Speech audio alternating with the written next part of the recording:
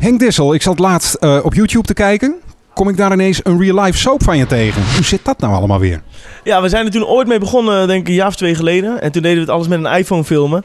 En toen dacht ik, nou, dat moet iets beter. En dat hebben we nu gedaan. Dus echt een soap gemaakt met een camerateam erbij. En ja, meer om de mensen te laten zien wat er buiten het podium eigenlijk gebeurt. Je staat natuurlijk altijd op het podium te zingen. En dan denken de mensen, oh, dat is het. Maar er komt natuurlijk zoveel bij kijken. Je gaat de studio in, zanglessen, sport om je conditie bij te houden, liedjes schrijven. En dat wil ik eigenlijk een beetje laten zien wat er omheen allemaal gebeurt. Niet, het lijkt heel makkelijk natuurlijk, dat half uurtje. Maar echt wat er achter de schermen allemaal gebeurt, dat wil ik laten zien. Ja, we zijn alweer bezig met de 2e aflevering. En ik wil wel proberen vol te houden.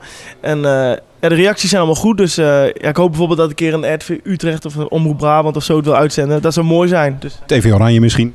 dat zou helemaal mooi zijn. Dat hoop ik, ja, zulke dingen hoop ik alleen maar. Dat is voor mij heel belangrijk. Ja, er ligt weer een liedje klaar en ook weer een apart liedje, aparte tekst weer. En het liedje gaat Vlinderslag heten. Jullie zijn de eerste die het weten. Maar wordt weer een heel gaaf liedje, weer een uptempo liedje en wel weer met een hele aparte tekst wat je eigenlijk niet verwacht. Ja, ik heb denk ik 2 of 3 weken geleden mogen zingen met Rob de Nijs. Moest ik een duet met hem zingen, Het werd zomer. En ja, dat is heel bijzonder. Ik ben pas 23 jaar en als je dan met zo'n grootheid mag zingen, dat is voor mij een hele grote eer. En ja, super aardige man en ja, mocht een liedje zingen echt voor, er stonden denk ik 5.000, 6.000 man. Dus het was ja, een geweldige ervaring. Nou, hij stuurde wel een heel leuk berichtje nog terug op Twitter. Van, hij vond het super leuk om met me te zingen en dat hij me heel veel succes wenste in mijn carrière.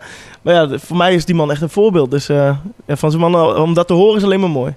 Misschien nog te verleiden tot een duet op je album dat ooit eens een keer uit moet komen? Ja, dat weet ik niet. Dat is een droom natuurlijk. Maar ja, dit was heel mooi om zo'n festival zo'n liedje te zingen. En je merkt ook, die man is nog zo bekend. Als je dat Het werd zomer zingt, dat de hele zaal zingt zo'n liedje nog mee. Dus ja, dat was een heel mooi gevoel.